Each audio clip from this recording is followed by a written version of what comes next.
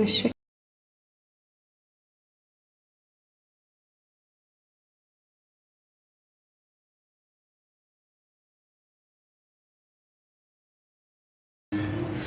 صباح الخير، يسعد صباحكم إذا كنتم بتشوفوا هذا الفيديو بالصباح، ويسعد مساكم إذا كنتم بتشوفوا هذا الفيديو بالمساء،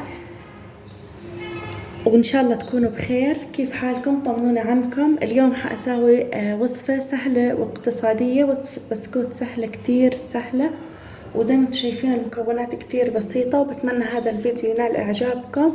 وهذا كتير طعمه طيب للبسكوت، وبتمنى هذا الفيديو ينال إعجابكم. وما تنسوا اللايك للفيديو فضلا وليس أمرا. وزي ما انتم شايفين معي حبة من البيض، معي نص كوب من الزيت النباتي، وكوب إلا ربع من السكر، وكمان معي كوب إلا ربع من النشا، ومعي كمان الطحين، وكيس من الفانيلا، وكيس من البيكنج باودر. هاي مكونات وصفتي لليوم. وأول إشي عشان أسوي وصفة حضيف حبة البيض، وحضيف السكر، وكمية السكر بتكون حسب الرغبة،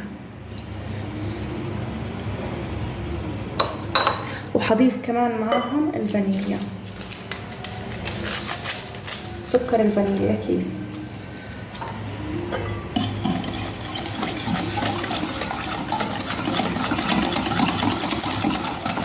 والآن بضربهم بالمضرب زي ما انتم شايفين، أضغطهم بالمضرب لحد ما يتغير لونهم ويتجانس القوام. ولا تنسوا اللايك للفيديو فضلا وليس أمرا.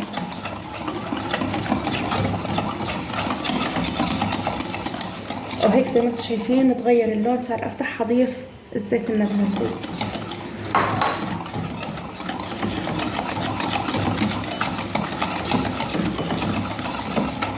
وبعد ما أضفت الزيت النباتي وبدأ يتقن القوام، حضيف النشا.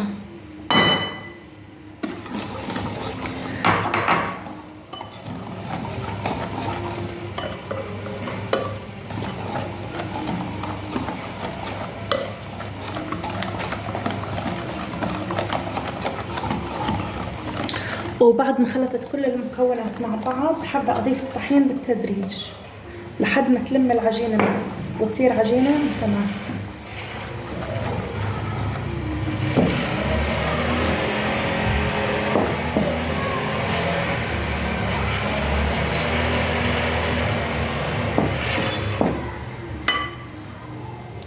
الآن حابة أضيف الطحين وأخلطه بإيدي، وحضيف البيكنج باودر.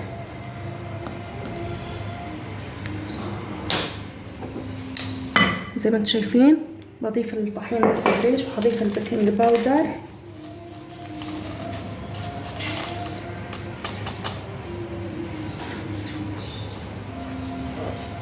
وهان بعجن العجين لحد ما تلم معي.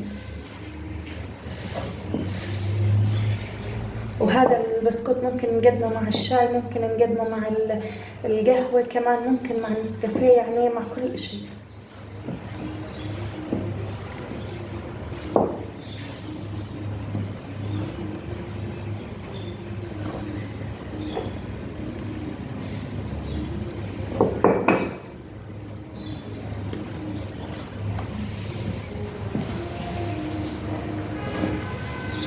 زي ما انتم شايفين بلمه بأطراف أصابعي عشان العجينة تكون تفرك، ما مش يعني تتعجن مثل العجين.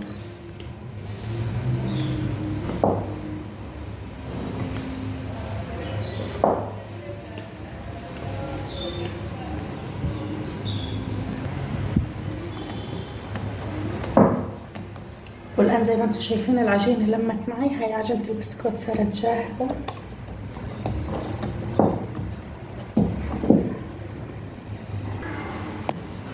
هنا حكور العجينة لكرات صغيرة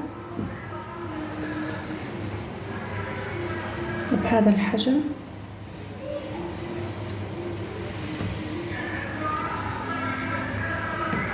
لا تنسوا اللايك للفيديو.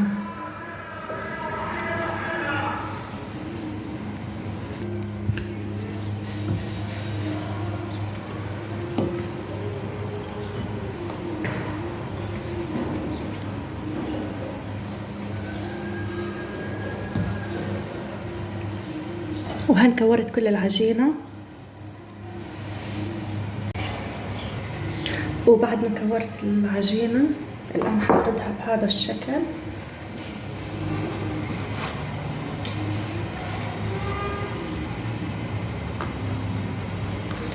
حشكلها بهذا الشكل.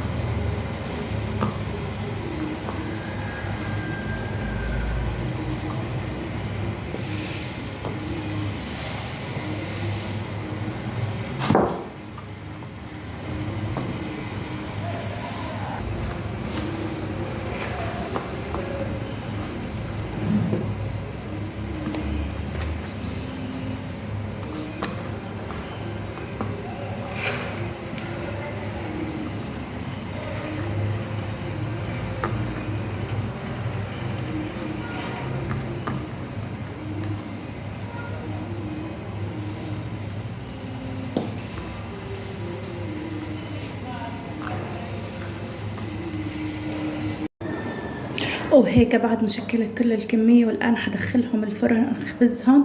طبعا بنخبزه على درجة حرارة واطية، يعني ما بتكون عشان يستوي ويتلدلدوا بالستاو ما بتكون درجة الحرارة عالية، أو على فرن كهرباء على 160 درجة يعني.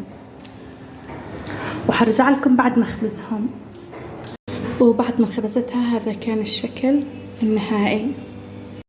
وهنا بعد ما خبزته هان معي طفل الكراميل، خففته بشوية مية. ممكن انه ندهن بالمربى، يعني مجرد بس انه دهن، عشان حزينه بالفول السوداني المحمص والمطحون. وممكن نزينه بجوز الهند المكرمل او جوز الهند العادي بهذا الشكل. ممكن بأي نوع مربى تخففوه شوية وتدهنوا فيه، بس مجرد دهن يعني.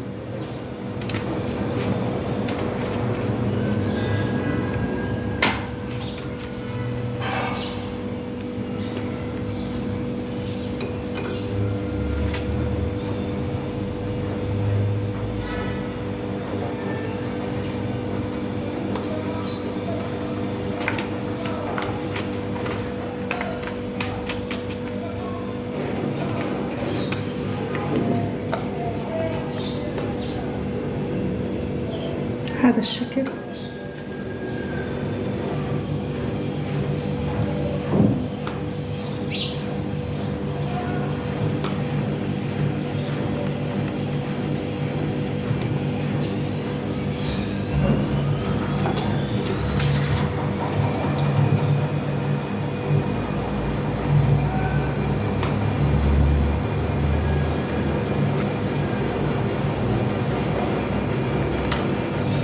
بهذا الشكل زي ما انتم شايفين بسوي كل الكمية. هذا انا فول سوداني حمصته وطحنته بهذا الشكل، يعني مش شكله قريب من جوز الهند المكرمل بس مش جوز هند مكرمل.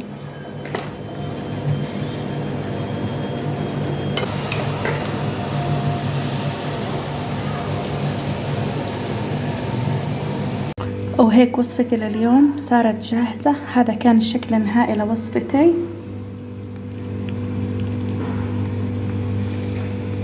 بتمنى هذا الفيديو ينال إعجابكم، وبتمنى ما تكونوا نسيتوا اللايك فضلا وليس أمرا. والآن بترككم بأمان الله وحفظه.